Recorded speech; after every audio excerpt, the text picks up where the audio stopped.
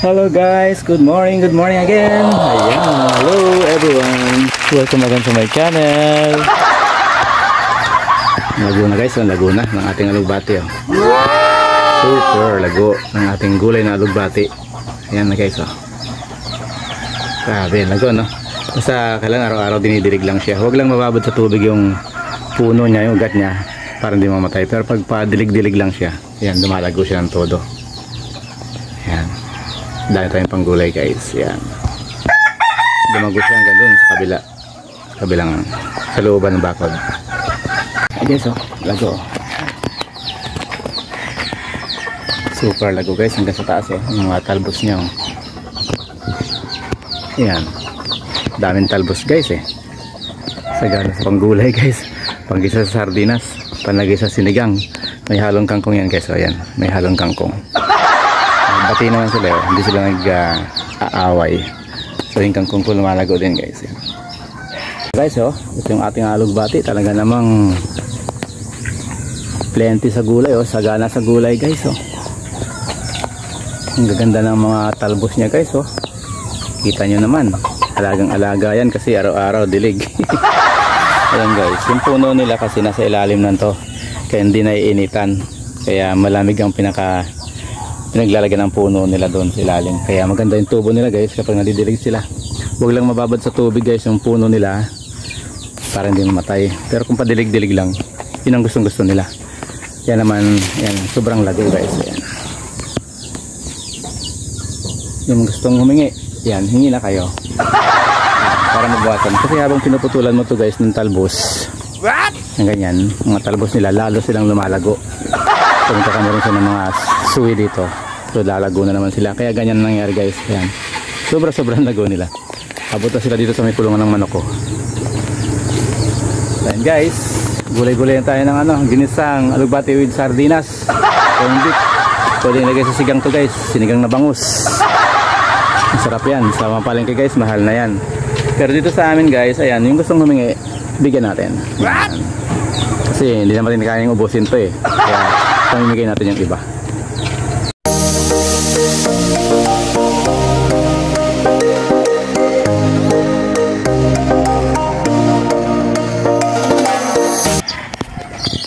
So nagdala dito saging na bagong nagbubunga guys. Ayan. Baba niya lang guys. Latundan yan guys. Latundan. Wow. Abot kamay lang natin yan guys. Ayan. Baba lang siya. Kasi sobrang init ang panahon na naman ngayon guys. Dati baha-baha. Ngayon sobrang init naman. Kaya yan. Kahit mababa pa napilitan na magbunga. Pero dinidilig-dilig ko na lang guys yung lupa nila. Para kahit paano makasipsip sila ng tubig. Guys, malago na yung mga dahon ng ating mga saging. Kawasan natin. Lilikusan natin kapan.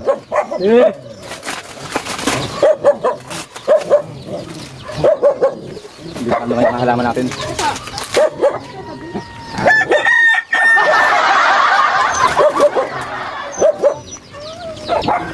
Guys, yung sili natin guys ayun. Daming bunga guys. Ayan.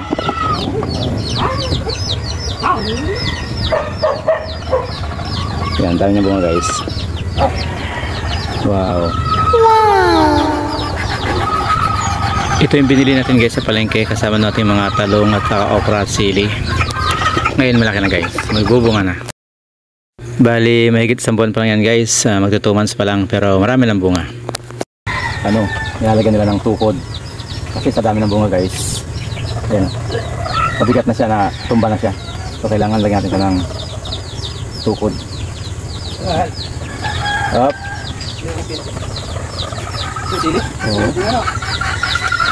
Natumba. Oh, yung binili ko yung na malapit na magbulaklak. 20. Guys, ang bunga niya guys oh. Yan, kita niyo mga bunga niya, ang dami. Ayan. So halos mas marami dito guys. Kaya natutumba siya kasi ang dami niyang bunga. So meron tayong hinog guys. Ayan. Meron hinog guys. Ayan. So binili ko yan guys medyo malaki na. Kaya madaling siya nagbunga. Kasama mga petsay. Kasama ito ng mga petsay ko guys. So yan, nalagyan siya ng tukod para hindi siya matumba. At syempre guys, pati natin mga pechay guys, ayan, malalaki na, pwede nang pakinabangan after 1 month. Ayan na. So yung mga saging natin guys, sobrang lalago, babawasan natin ang mga dahon yan guys. So ayan guys, lilinisan natin mga saging natin para maganda yung paglaki nila. Pero yung iba dito guys, ayan, ating ililipat yan kasi marami siyang mga anak. Ayan, ililipat natin sa ibang medyo mataas na lugar kasi medyo binabaha lagi dito guys. Yan. Kasi ang saging talagang binabawasan ng dahon guys para madaling lumaki. Kasi yung nutrients na pupunta sa dulo ng dahon para sa pagtaas na lang niya. Yung mga ganitong mga dahon na malapit ng naninilaw na, kailangan tanggalin na.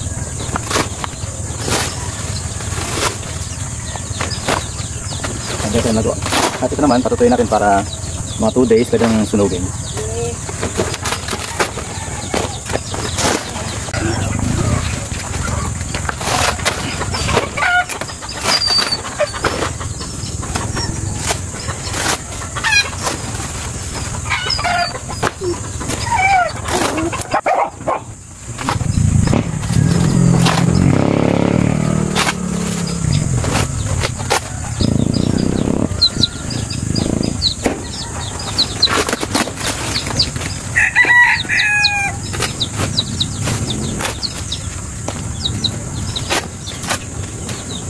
So ayan guys, para makahinga ng maayos yung ating mga halaman, saging.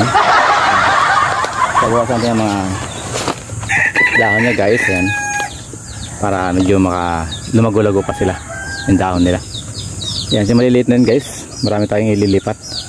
Kasi sa sobrang dikit-dikit nila, namamayat sila. Yan, so kailangan natin ilipat yan guys. Napakadaming pwedeng ilipat guys.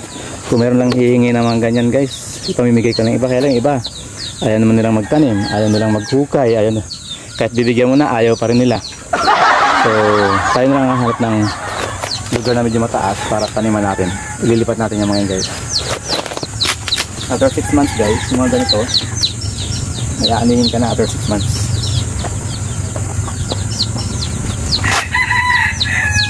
Sige nga lang, siyempre, kailangan natin yung lupa na mataba, lupa na maganda.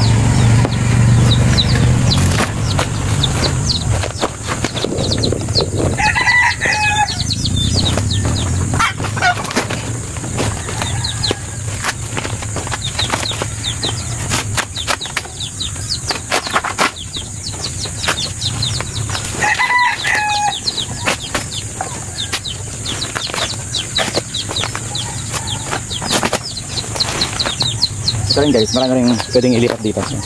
Marami rin siyang ayan, suwi, ang tawag dyan suwi. Yan na pwedeng ilipat. So guys, pwedeng ilipat to kasi parang matutumba na siya. Hahanap naman tayo ng lupa na pwedeng pagtaniman ng mga ito.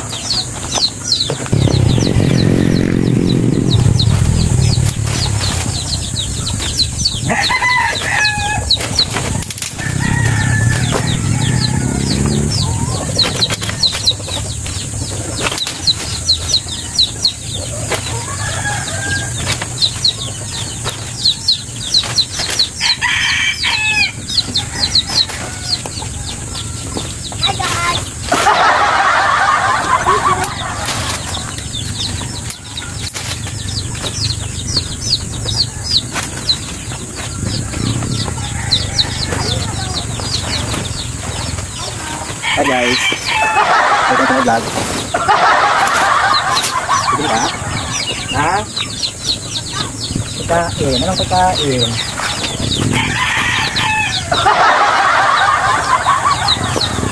Yan, patutuyin natin ito guys, 2 days para masunog na rin, natuyo na. Patuyuin muna rin ito guys ng mga 2 days bago natin sunugin pag natuyo na. At tayo ay magdidilig muna ng ating mga halamang gulay guys. Nakakatuwa naman kasi guys na may 1 buwan pa lang o magdadalawang buwan pa lang ay namumulaklak na. Tapos yung iba nagbubunga na guys yung ating mga halamang gulay. Ayun guys, didilig naman tayo ng ating mga alaga, ang mga halaman natin guys. Yung sili at saka talong, saka okra. At kahit nakakapagod magdilig araw-araw guys, pero alam ko sulit naman to. Dahil kapag nag-ani tayo, siyempre sulit naman yung ating aanihin.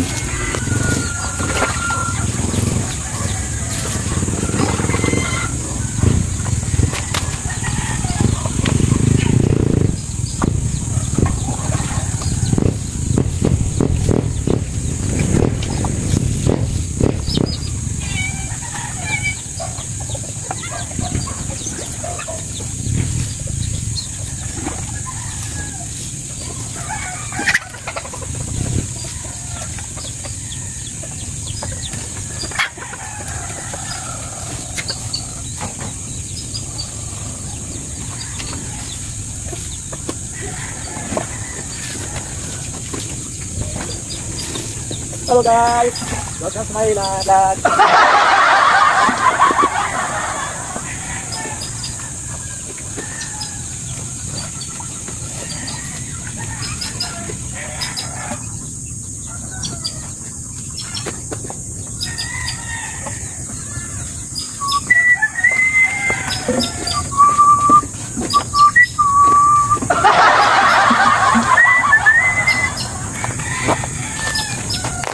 Nakakatuwa naman kasi nagbubunga na sila guys. Ayan yun, may mga bunga na guys.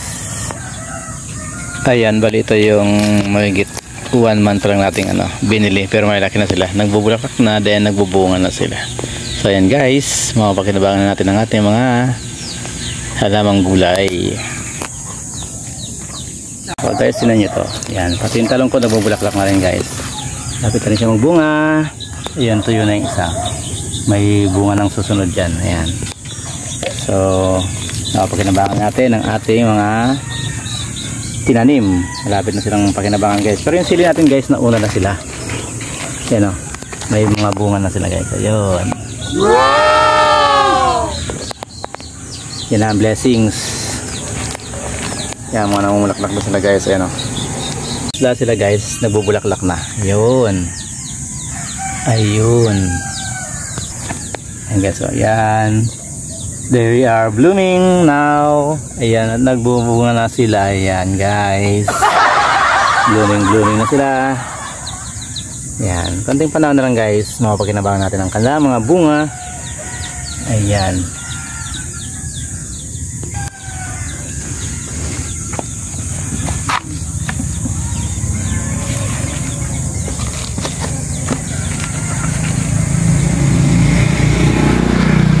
Konting tsaga-tsaga lang guys para meron tayong anihin sa bandang huli. Yan. Sipag lang tayo sa pagtatanim para tayo may anihin guys.